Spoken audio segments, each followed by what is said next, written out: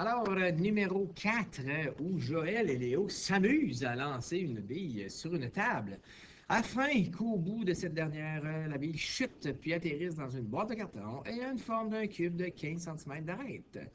La table a une hauteur de 110 cm. Oh, nos mesures sont en centimètres ici, on va transférer ça en mètres tantôt, oublions pas. Et la boîte est située à une distance horizontale de 40 cm par rapport à l'extrémité de la table. Quelles sont la vitesse initiale maximale et la vitesse initiale minimale que la bille devrait avoir pour lui permettre d'entrer dans la boîte? Pourquoi c'est un petit plus? C'est parce qu'il faut quand même réfléchir. Avant de commencer à se pitcher et à calculer n'importe quoi, réfléchissons. J'ai ma table et j'ai ma boîte ici qui est à 40 cm. Là, je réfléchis. Là. Je laisse 100 cm, je réfléchis. Je lance ma bille. Si je veux que ma bille tombe dedans, n'oublions pas qu'il y a une genre de petite courbe quand ma bille tombe. Est-ce que je vais trouver comme première vitesse minimale, la plus petite vitesse, avec un delta X horizontal à 40, on serait porté à dire ça. Ben là, si ma boîte, le plus proche qu'elle est, c'est à 40 cm, ben mon delta X horizontal sera 40. Mais là, faites attention, on parle d'une boîte. Si la bille veut rentrer, il faut qu'elle rentre par le dessus dans la boîte. Si on place la distance minimale à 40, elle, la balle, ce qu'elle va faire, elle va tomber, puis elle va venir frapper l'extérieur de ma boîte qu'il y a là. Donc, ça ne marchera pas. Elle n'entrera pas dedans. Moi, je veux qu'elle entre à l'intérieur de la boîte. Donc, ce qu'elle va devoir faire plus tôt, et je me refais un autre dessin pour être certain qu'on le comprenne bien. J'ai ma boîte ici, j'ai mon 40 cm, j'ai ma balle. La balle va entrer, là, la plus petite vitesse que je peux faire, c'est ici. Que la balle passe juste flush sur le coin de la petite boîte qu'il y a là. Ça veut dire qu'en réalité, ce que je vais devoir me poser comme question pour la vitesse minimale, ce sera, oui, une distance de 40 cm, mais ça ne sera pas à la hauteur de 110 cm. La boîte, elle est 15 cm de haut par 15 cm de large. Tantôt, j'avais 110 en tout, ma table au complet. Mais là, est-ce que la balle va parcourir 110 cm jusqu'à la boîte? Ben non! La boîte ici a 15 cm de haut. 110 moins 115, oh, ça me fait une distance de 95 cm.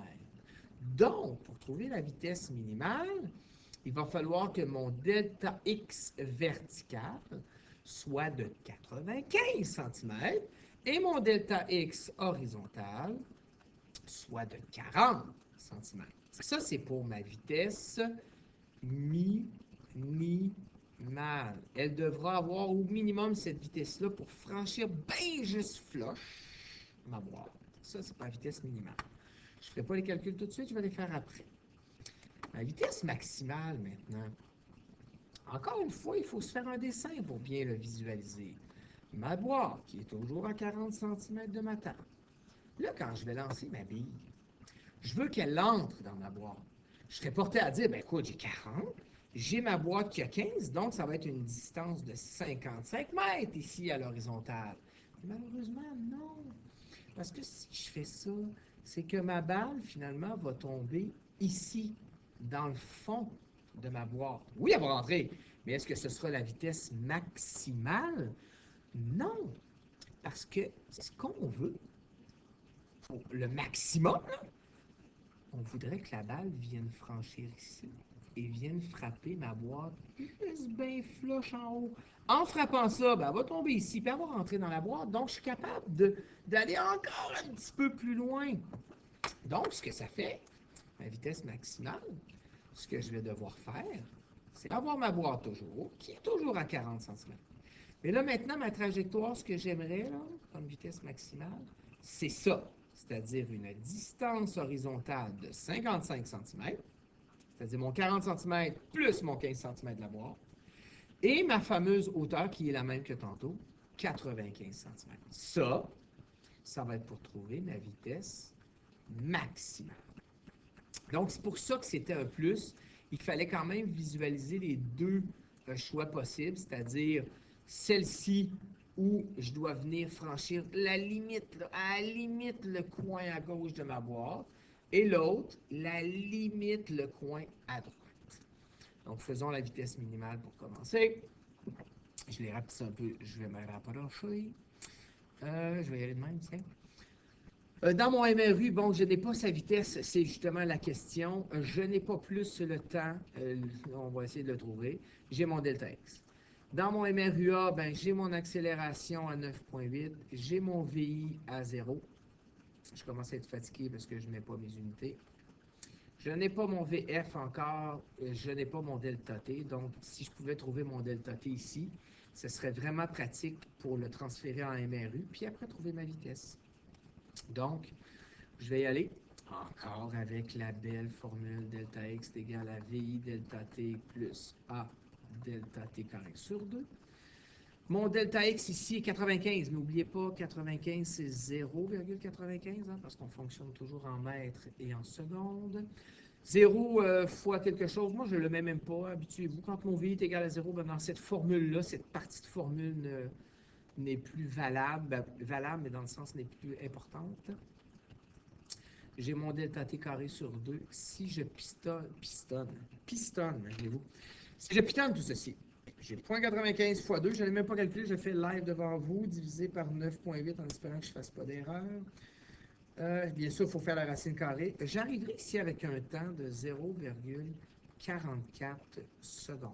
Donc, pour franchir le petit coin ici à gauche, là, pour être bien juste entré dans la boîte, ce sera 0,44 secondes. Donc, si ça prend 0,44 secondes pour ma vitesse, verticale, ce sera la même chose pour ma vitesse horizontale. Donc, je transférerai maintenant dans mon MRU. Je cherche ma vitesse. Je sais que je parcourrai une distance par rapport au temps. Je vais l'écrire ma formule, c'est important. Dans les boys en arrière. Donc, la distance sera de 40 cm. Oh, 0,40 parce qu'on est en mètres. Et ça, je franchis ça en 0,44 secondes, ce qui me donnera une vitesse, je le calcule devant vous, 0,4 divisé par 0,44. J'arrive avec une vitesse de, mettons, je vais l'arrondir au centième, 0,91 mètres par seconde. On aurait pu l'arrondir à 0,9 parce que c'était 0,9090909. Donc, minimalement, c'est 0,91 mètres par seconde. Je ne ferai pas le deuxième, hein, parce que ce serait un peu prendre de votre temps, mais sachez que la seule chose qui change, ce n'est pas la hauteur de la table, qui sera toujours à 0,95 mètres. Et bien sûr, c'est la distance parcourue maintenant qui n'est plus de 0,40 mètres comme le minimal, mais bien 0,55. Vous allez trouver une vitesse dans les alentours de 1,25 mètres par seconde.